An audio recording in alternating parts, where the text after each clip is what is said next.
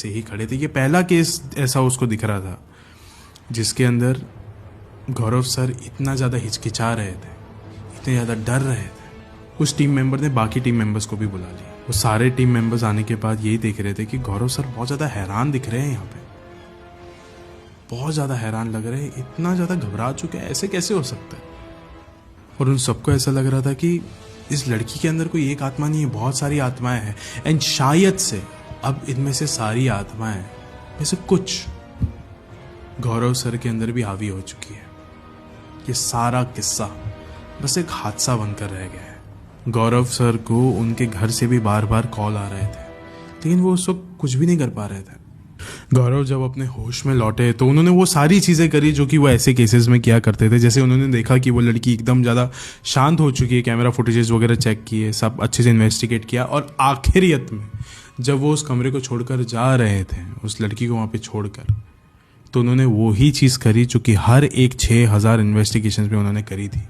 उन्होंने कुछ कहा, यहाँ जितनी भी आत्माएं हैं या फिर शैतानी ताकत है वो मेरे साथ चलो, बस इस जगह को छोड़ दो। ये जो उनकी बात थी ना, ये जो उनके शब्द थे, ये उनके टीम मेंबर्स को भी कभी हजम नहीं होती थी कि 6000 से ज़्यादा इन्वेस्टिगेट जिस जगह जगह पे उन्होंने किए,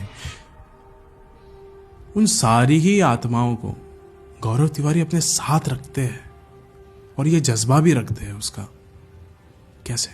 वापस लौटते वक्त गौरव तिवारी बहुत ज़्यादा शांत थे। जैसे वो अपने घर पे पहुंचे, कुछ रात के तकरीबन 1:30 बज रहे थे, उनकी पत्नी ने उनसे सवाल पूछा, इतने वक्त तक तुम कहाँ थे, आपने मेरे फ़ोन्स क्यों नहीं उठाए, आप रिस्पॉन्ड क्यों नहीं कर रहे थे वगैरह। तो उस वक्त गौरव ने कहा, वो सारी बलाएं लौट आई है, वो सारी बलाएं सिर्फ मेरी मौत देखना चाहती है।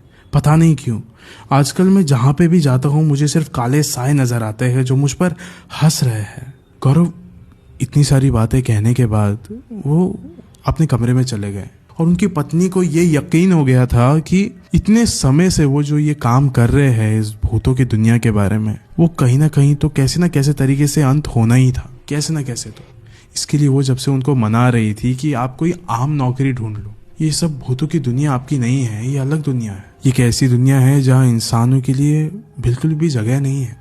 अब गाइस वो दिन आ चुका था, 7 जुलाई साल 2016, जब गौरव जस्ट अपने नींद से उठे, अपने फ़ोन के मेल्स उन्होंने चेक किए कि क्या क्या इन्वेस्टिगेशन के लिए आ रहे हैं वगैरह, काम वगैरह। एंड उसके बाद वो थोड़ा बाहर गए, अपने परिवार वालों के साथ बैठे, और उसके बाद वो अंदर चले गए नहाने के लिए अपने कमरे में। कुछ समय बाद जब सारे परिवार